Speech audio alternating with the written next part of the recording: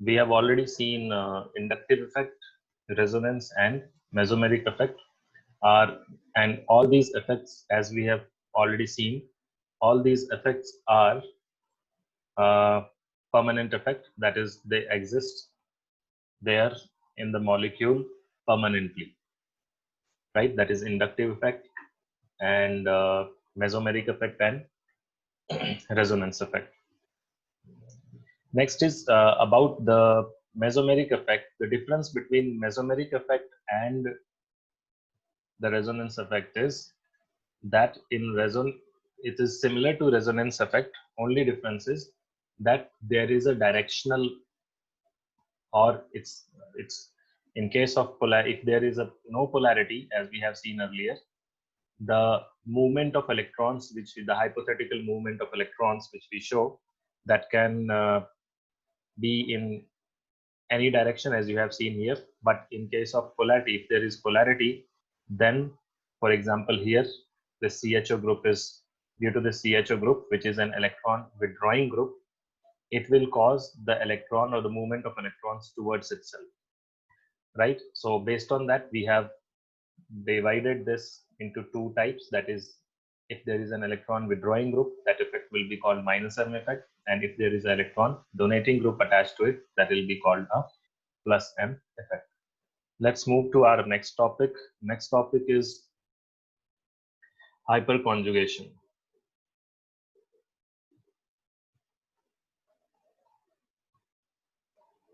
So I guess till now you are aware of the term conjugation. Conjugation is alternate double bonds or alternate multiple bonds.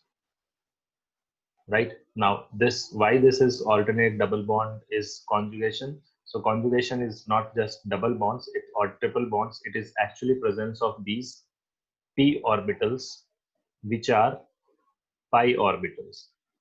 So due to this pi orbitals, in these pi orbitals, the electrons can delocalize, and that's what is called conjugation, right? This is what conjugation is. That is, these electrons can move from one pi orbital to its adjacent pi orbital. That is conjugation. So hyperconjugation is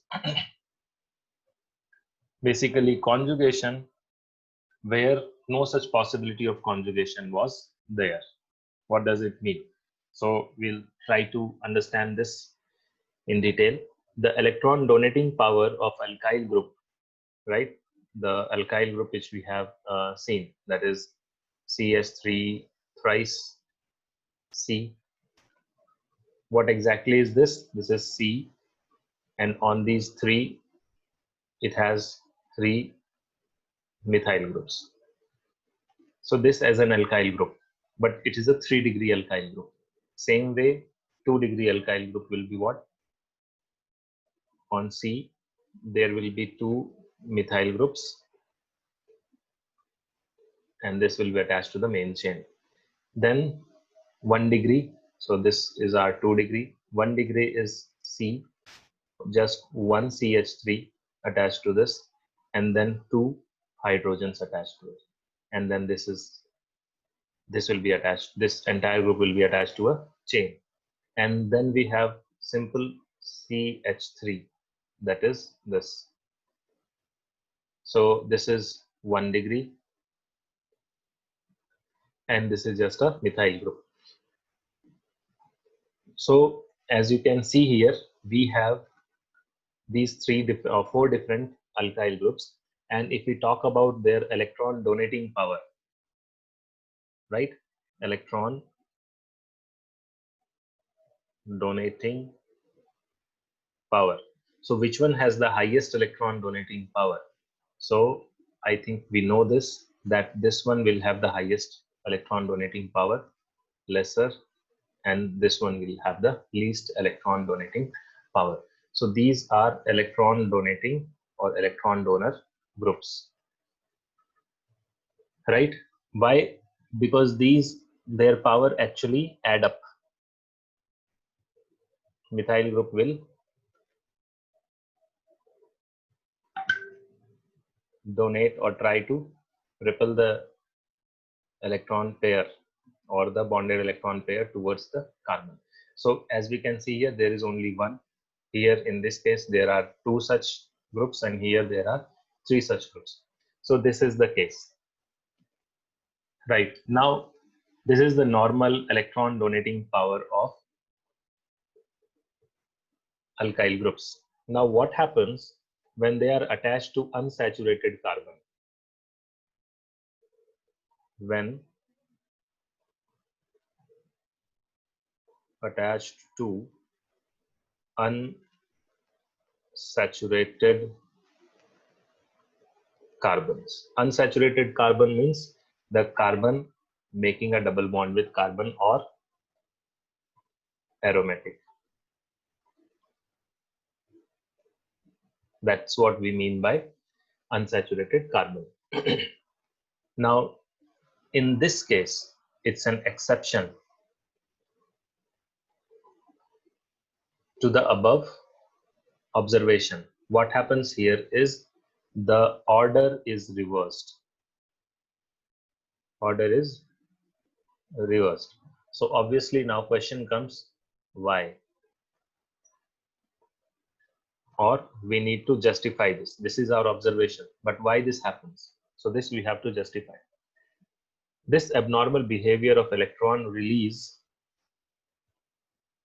actually what is this methyl group doing? It is donating or releasing the electrons.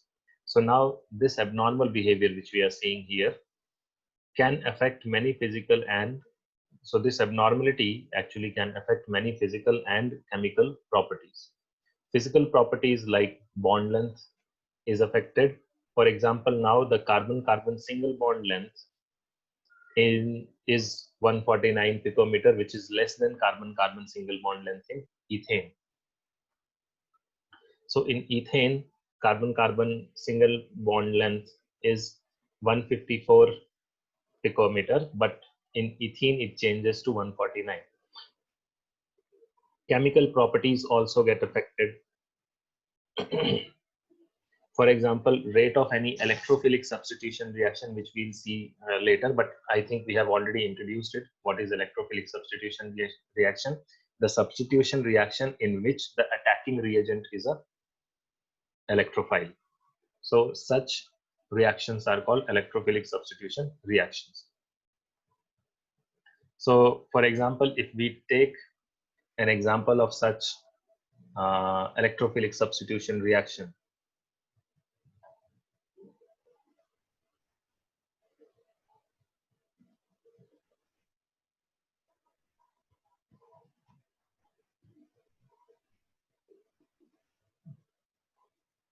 one example of that is nitration with concentrated nitric acid, that is nitration. In nitration, what we do, we will see these reactions later, but right now we want to understand the logic behind this. So these are the acids in presence of which nitration happens, right? Now, if this nitration happens to say benzene ring with an alkyl group, that is, suppose this is a benzene ring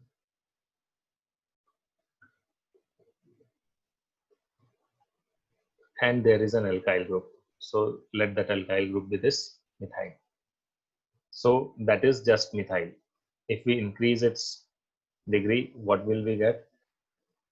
We have this. The second was what?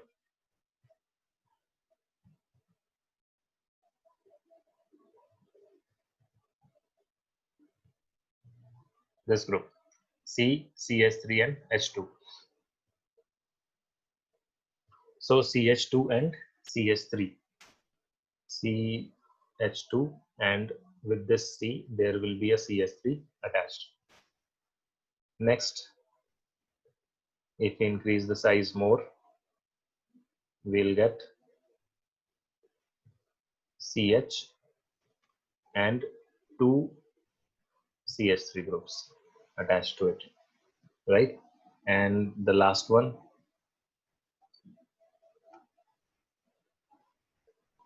that is C CH3, CH3 and CH3. So this is the group which is attached here is 3-degree group. This is a 3-degree group. This is 2-degree alkyl. This is 1-degree alkyl. And what do we observe here? That, I mean, the order of reaction is like this.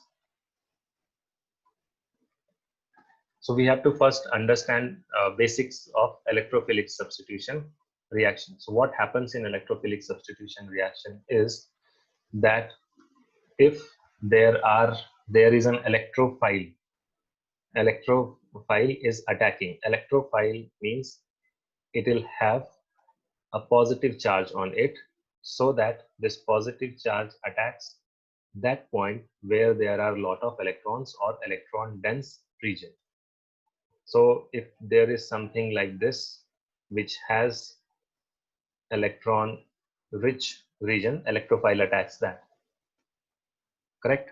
Now what happens in benzene is that this benzene has these electron, I mean the double bonds conjugate system, and due to this conjugate system there are a lot of electrons here or electron cloud here, right? So these electrophile will now attack these electron rich regions. Later we'll see in this thing in detail, but for the time being what you have to understand is that benzene has a electron rich or electron dense region on top of it, on which some groups like electrophiles can attack because they find a lot of electrons in the benzene ring.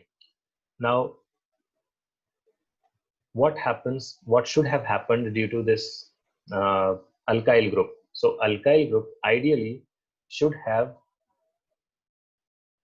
I mean here if I think about the electrons, this thing, then due to this 3 alkyl group it should have been like this. Due to this 2, the electron cloud would have been very dense here, and here there is only 1, but due to that it should have been dense here, and here it should have been least.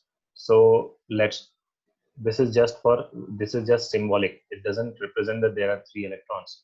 It just means that due to this electron releasing from all the 3 sides, there must have been more electron cloud here.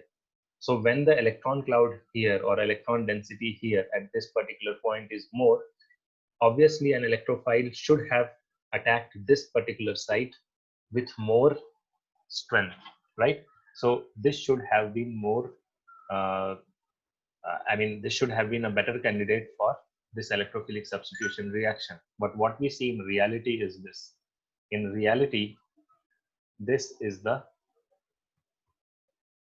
strongest reactant. But what our theory says is that this should have been.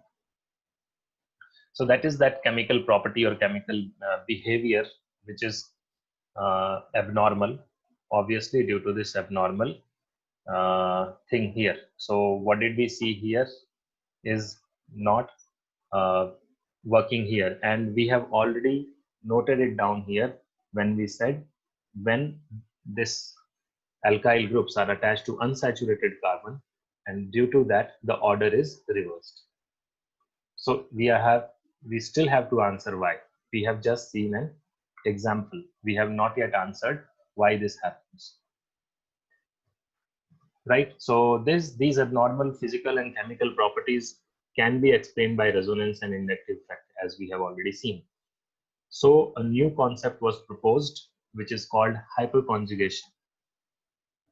Right? So this electron releasing effect can be explained by assuming that sigma orbital of a carbon hydrogen bond overlaps with adjacent pi orbital. Right? Now, what does that mean? Say, for example, if we take propene. So propene has,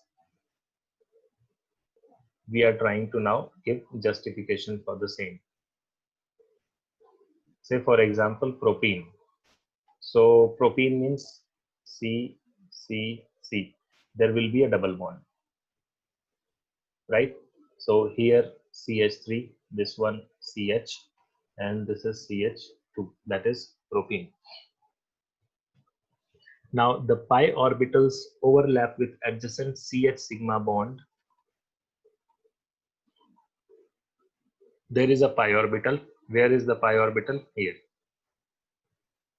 right? So this double bond is formed due to this pi. That means there is a pi orbital and there are pi bonds. This is sigma, this is sigma, and this is for pi.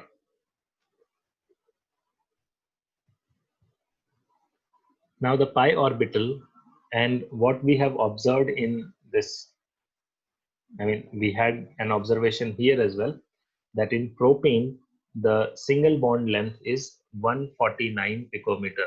This bond length is 149 picometer, but CC single bond normally is 154 picometers.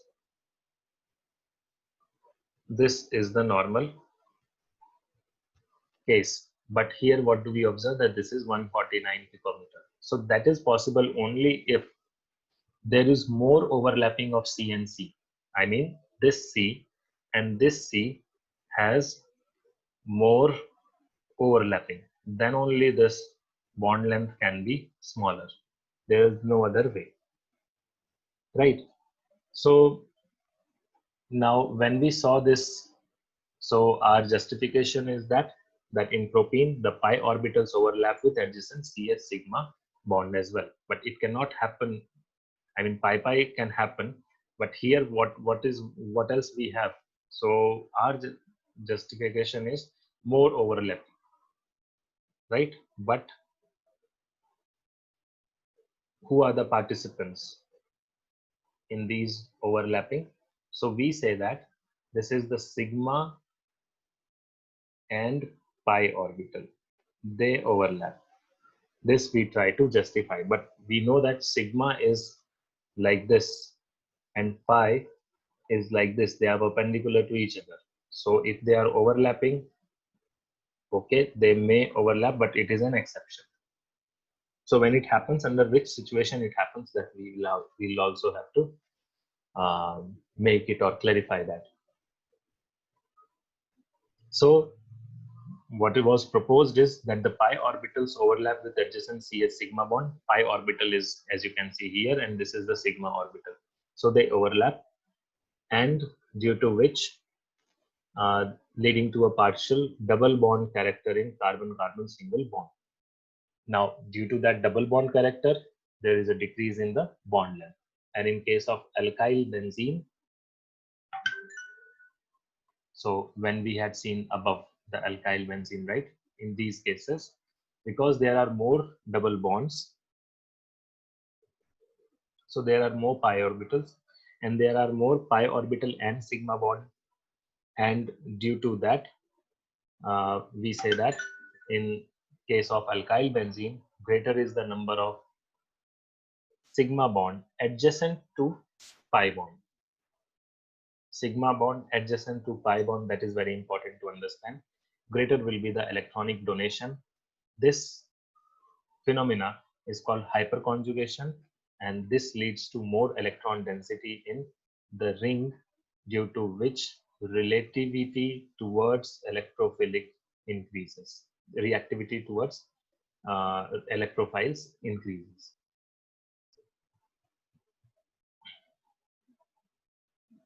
Right? So the most important point here is that there should be an adjacent sigma bond to the carbon-carbon double bond or with the pi bond. Such adjacent sigma bonds are called alpha sigma bond. So the positions from a particular site, right? Suppose A, B, C, D. If this is my starting position, I say that this is alpha position, this is beta, and this is gamma position. So if I say there is a double bond here, there should be a sigma bond. That is what we mean by adjacent alpha sigma bond. So, or alpha sigma bond. So in other words, the ability of sigma bonded electrons of an alpha CH bond to undergo conjugation with the adjacent pi electron is called as hyperconjugation. So what exactly is hyperconjugation? If we want to define it, hyperconjugation is the ability of sigma bonded electrons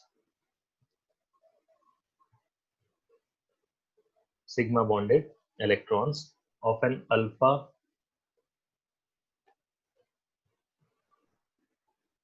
CH sigma bond to undergo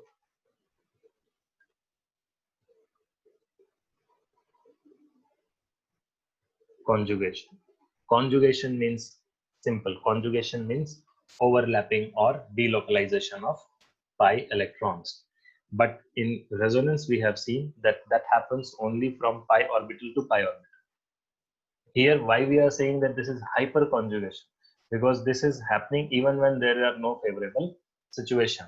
That is between the sigma bonded and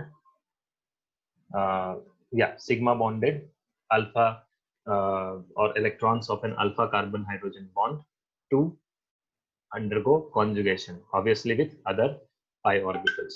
So that must be adjacent, because if it is far, it won't be able to do the delocalization.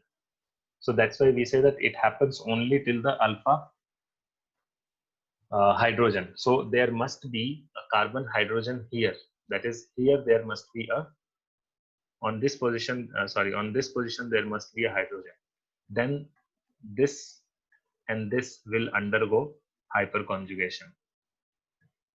If it reaches here, right, then between this and this it is not possible that these two orbitals will overlap. So obviously it is the immediate neighbor which will overlap, not the neighbors after that.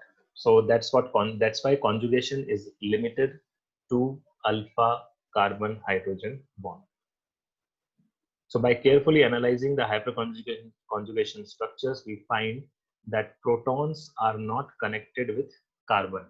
So what we see is, or what we have observed is that when this happens, when this hydrogen is in hyperconjugation, when this hydrogen is in hyperconjugation with this double bond, then we say that we see that, or we observe that there is no bond between these, the elements here and the atom there and hydrogen. There is no bond, because bond cannot take place between that.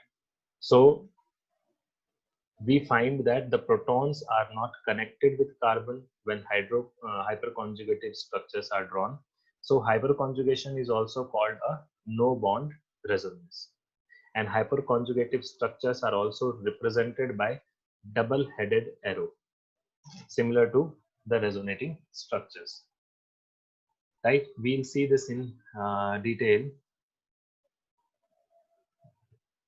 that what actually happens here in hyperconjugation. One by one, we'll see some important points about the hyperconjugation effects.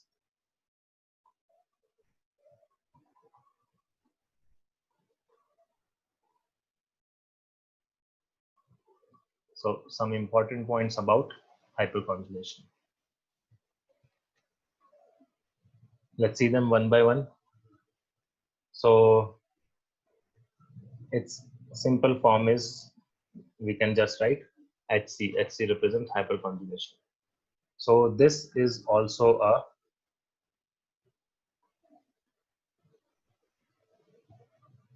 permanent effect.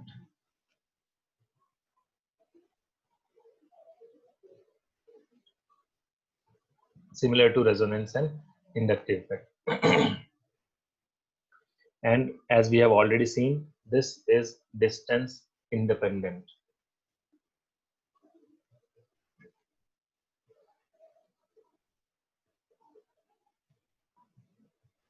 It's not like with distance it decreases or increases.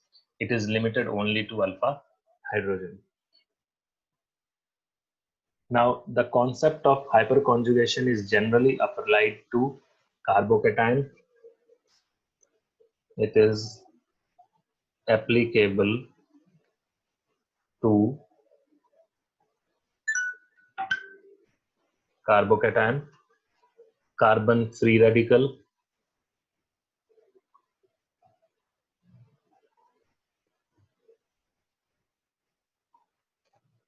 carbon-carbon double bond, and carbon-carbon triple bond. Now, this double bond may be of alkene or aromatic compounds such as benzene as well. So that doesn't matter. Right, next. And as we said, it is only along this carbon-carbon double bond or carbon-carbon triple bond. So don't look for hyperconjugation. Don't look for hyperconjugation in case of carbon double bond oxygen. No, in carbon double bond oxygen, there is concept of resonance, but not hyperconjugation. Same way, carbon double, wherever you see carbon double bond other than carbon, we don't have to apply these things. So in these cases, this hyperconjugation, we don't have to think about that. Simple. It doesn't exist. Right? Let's move to next point. Right? Or carbon multiple bonded with more electronegative atoms. So, I mean, not just O, N, or S, even if there are any other electronegative elements, even in that cases, we won't be looking for hyperconjugation there. But there will be some other effect which will be used there, that is called tautomerism, and that we will discuss later. What is tautomerism and all. So in such cases, we have to avoid thinking about hyperconjugation. It is only in carbon-carbon double bond, carbon-carbon triple bond, or carbocation or carbon free radicals. Now, in case of carbocation or free radical, the carbon atom. So now, case of carbocation or carbon free radical. So in these cases, the carbon atom having positive charge or unpaired electron respectively is alpha carbon. So if there is a carbon something like this, and there is a positive charge here or there is a free radical here, then this particular carbon, right, the carbon atom having positive charge or unpaired electron is alpha carbon. So this is alpha carbon, right?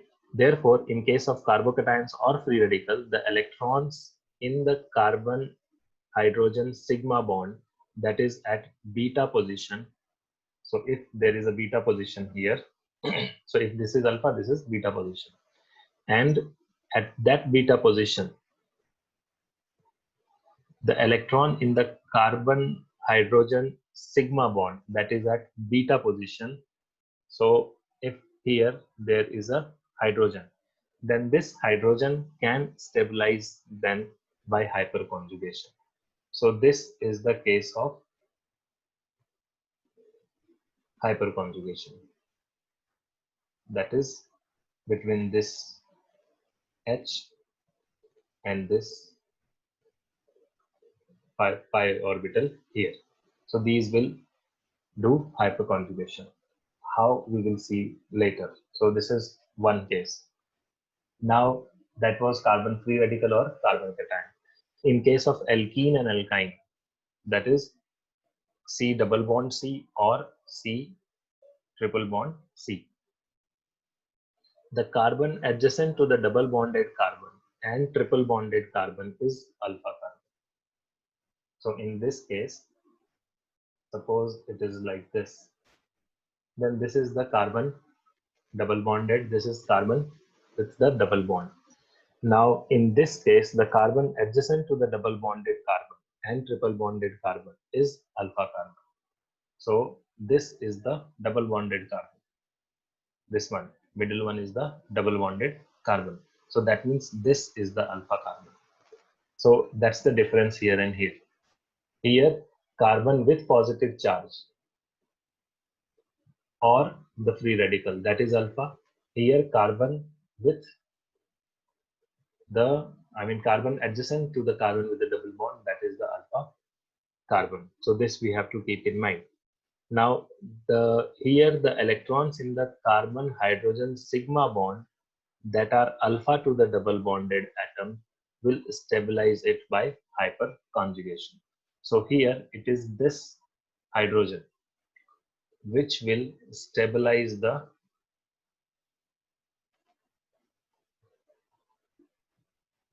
because here itself you have that pi orbital. So you have a pi orbital here. So this pi orbital and this hydrogen, they are adjacent to each other. They there you will see the hyperconjugation. Similarly here, as we have seen, here there is a pi orbital. So that pi orbital will have conjugation with the adjacent hydrogen or the nearby hydrogen. Right? So this is how, or these are the two cases for that. Now the carbon hydrogen sigma bond at double bonded carbon, such as or we'll see things in details as well. This hyperconjugation, just like resonance, hyperconjugation increases stability.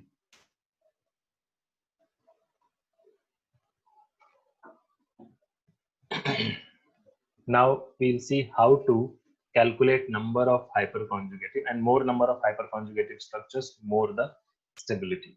Now we'll see how exactly this happens. So in order to understand this, we'll simply say that there is this carbon, the alpha carbon, which we have seen in both the cases, whether it is a double bonded carbon or whether it is a positive carbocation or a carbocation or a carbon with a free radical. In both the cases, okay, so if you don't understand why it is called no bond resonance, I'll explain that as well.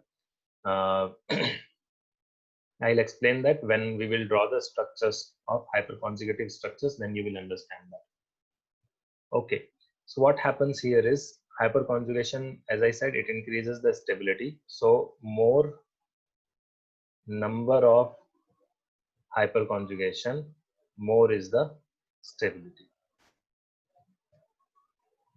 So we should be able to identify or calculate the number of hyperconjugative structures. So how do we do that? That we'll have to see. Now we'll see that in the meantime, if we combine the two structures which we have seen earlier, right? That these two cases, 5 and 6. So how to identify that? Let's make a scheme for that. So the carbon, this carbon may have maybe a carbocation that is having a positive charge, or it may have a free radical, or this carbon may have a double bond, or this carbon may have a triple bond. In all such cases, this carbon is called the alpha carbon, provided two things. This will be called alpha carbon only if this is sp3 hybridized. So this must be sp3 hybridized. That means what? It should form only sigma bonds, only 4 sigma bonds. Then only it will be called sp3 hybridized. Such carbon is sp3 hybridized. That means it has 4 different bonds. One bond is already shown, and these are the 3 bonds. And now one of the bonds must be here there must be a hydrogen. So what happens is this hydrogen, which is here, there may be hydrogen, and that hydrogen has the overlapping with the pi orbital, which is here. So here you have a pi orbital. Now the hydrogen, suppose there is one hydrogen here, let us show by H, show that by H. So what will that hydrogen will do? This hydrogen will do overlapping with this pi orbital,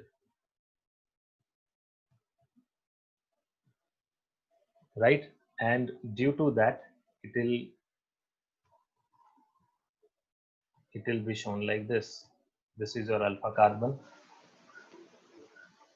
This is the carbon, and the H, by losing its electron, H, what does H do? H, or hydrogen, actually gives its electron to this, to what? The bonded electron.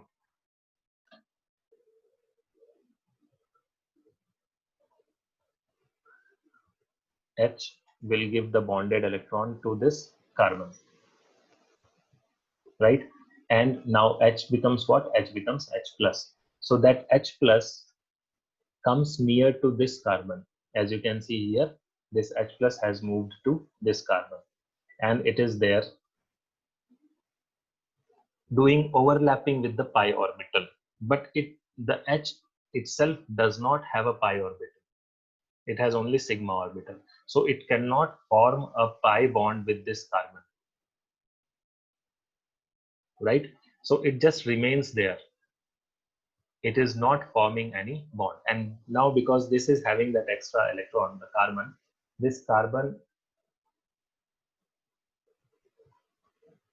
this carbon now forms a, two bonds remain as it is, and it forms a double bond with this carbon, and hydrogen remains there, right? So whatever the plus or double bond or whatever is there, that is also there. So now this gives us this is the earlier situation, and this is the next situation. This is called the hyperconjugating structures.